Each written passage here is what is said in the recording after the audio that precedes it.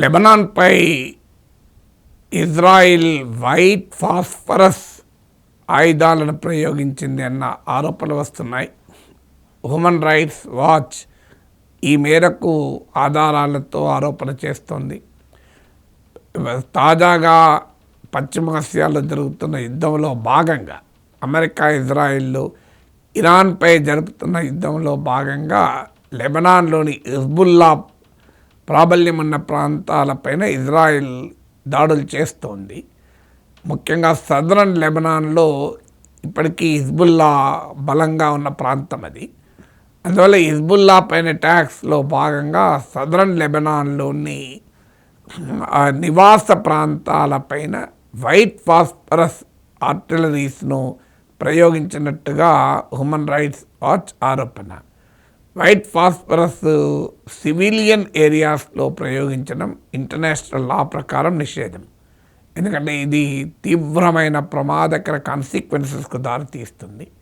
అంటే white phosphorus ఆక్సిజన్తో contact కావడంతోనే పెద్ద ఎత్తున మంటలు వ్యాపిస్తాయి. దాంతో మీకు ప్రాణ నష్టం భారీగా జరుగుతుంది. సివిలియన్ ఇన్ఫ్రాస్ట్రక్చర్ దెబ్బతింటుంది. తీవ్రమైన గాయాలతో జీవితకాలం ప్రజలు బాధపడాల్సి ఉంటుంది. అందుకే దీన్ని గాలిలో వైట్ ఫాస్ఫరస్ ఆయుధాలను ప్రయోగించకూడదు అన్నది ఇంటర్నేషనల్ లా చెప్తుంది. కనీసం గ్రౌండ్ పైన జరిగినా దాని ఇంపాక్ట్ లిమిటెడ్గా ఉంటుంది. కానీ ఎయిర్ బర్స్ట్ అయితే గాల్లో మాత్రం ఈ వైట్ ఫాస్ఫరస్ గోళాలను ప్రయోగించారనుకోండి, అది కొంత దూరం వరకు వ్యాపించి ప్రమాదకరమైన మంటల్ని క్రియేట్ చేస్తుంది. అందుకే మిలిటరీ వెపన్గా వైట్ ఫాస్ఫరస్ను మిలిటరీ ఆపరేషన్స్లో కొన్ని ప్రత్యేక సందర్భాల్లో వాడుతుంటారు. కానీ సివిలియన్ ఏరియాస్లో వాడకూడదు అన్నది నిషేధం. కానీ లెబనాన్ సదరన్ లెబనాన్లోని నివాస ప్రాంతాలపై ఈ ఆయుధాలను ఇజ్రాయిల్ ప్రయోగించినట్టు ఆరోపణలు వస్తున్నాయి. ఎందుకంటే ఈ ప్రాంతాలు సదరన్ లెబనాన్లోని 4 జిల్లాల ప్రజల్ని ఎవాక్యుయేట్ చేయండి, మీ నార్త్కు ఈస్ట్కు తరలిపోండి అని గతంలో ఇజ్రాయిల్ హెచ్చరిక జారీ చేసింది కూడా. మేము హిజ్బుల్లా స్థావరాలని దాడులు చేయబోతున్నామని. అందువల్ల ఇజ్రాయిల్ సమర్థించుకోవటానికి మేము ముందుగానే ఎవాక్యుయేషన్ చేయండి అని చెప్పాము, ఖాళీ చేయండి. కానీ వేలాది మంది ప్రజలను అప్పటికప్పుడు ఖాళీ చేయమన్న సాధ్యం కాదు. ఖాళీ చేయలేదు కదా అని చెప్పి నిషేధిత ఆయుధాలు వాడే అధికారం ఎవరికీ లేదు. సో అందువల్ల ఈ యుద్ధం ప్రమాదకరమైన స్థాయికి చేరుకుంటుందా అనేది. ఎందుకంటే ఇజ్రాయెల్ ఇప్పటికే ఇరాన్లోని ఆయిల్ డిపోలపై కూడా, ఆయిల్ స్టోరేజ్ ఫెసిలిటీస్పై కూడా దాడులు చేసింది. ఈవెన్ పెద్ద ఎత్తున దీని కాన్సిక్వెన్సెస్ కూడా కనబడుతున్నది. ఆయిల్ లీక్ కావచ్చని. ఆల్రెడీ న్యూక్లియర్ ఇన్స్టలేషన్ల పైన దాడులు జరుగుతున్నాయి. అదేమైనా రేడియేషన్ లీక్కు దారి తీస్తుందా అనే అనుమానం కూడా కలుగుతుంది. గల్ఫ్ దేశాల్లో ఉన్న ఆయిల్ ఇన్స్టలేషన్స్ పైన ఇరాన్ కూడా ప్రతీకార దాడులు నిర్వహిస్తోంది. అంటే ఈ పరిణామాలు యుద్ధం 10 రోజులు దాటాక మరింత ప్రమాదకరమైన స్థాయిలోకి వెళుతుంది అని. దీనికి కారణం అమెరికా, ఇజ్రాయిల్ ఆపరేషన్ ఇంత టైం పడుతుందని వాళ్ళు ఊహించుకోలేదు.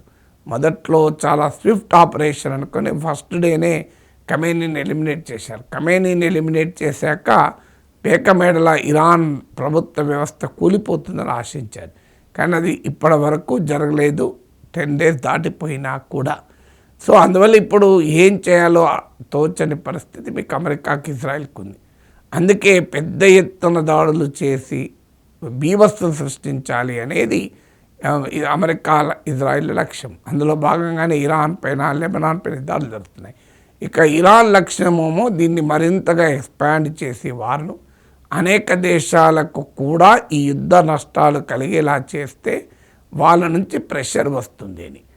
ఎక్కువ కాలం దీన్ని ఎక్స్టెండ్ చేయడం ద్వారా ప్రజల వ్యతిరేకత కూడా ఉంటుంది. ఆల్రెడీ ఆయిల్ $110 per barrel అని వార్తలు వస్తున్నాయి. సో అందువల్ల దీని geo political and geo economic cost కనుక పెంచగలిగితే అమెరికా మీద ఒత్తిడి తెస్తుంది అనేది ఇరాన్ లక్ష్యంగా కనబడుతుంది. సో బట్ ఏదైనా ఇక్కడ అమెరికాతో పోలిస్తే ఇజ్రాయిల్ దూకుడు తక్కువ లేదు. ఎందుకంటే ఇజ్రాయిల్కు ఏ రకంగా చూసినా ఇది బెనిఫిషియరీ ఇజ్రాయిల్. ఈ యుద్ధం వల్ల ఇజ్రాయెల్కు తిరుగులేని పశ్చిమాసియా ఆధిపత్యం లభిస్తుంది. అమెరికాకు దీర్ఘకాలిక నష్టాలు ఉండవచ్చు, కానీ ఇజ్రాయెల్కి ఏమీ లేదు. Israel is always at war కనుక కొత్తగా దానికి ఇజ్రాయెల్కి వచ్చే నష్టం లేదు. అందుకే మొదటి నుంచి కూడా ఇజ్రాయెల్ అమెరికా కన్నా దూకుడు ప్రదర్శిస్తూనే ఉంది. ఇప్పుడు ఈ లెబనాన్లో వైట్ ఫాస్ఫరస్ వెపన్స్ వాడడం కూడా ఇందులో భాగం. 2023లో కూడా ఇలాంటి ఆరోపణలు ఇజ్రాయెల్ పైన వచ్చాయి.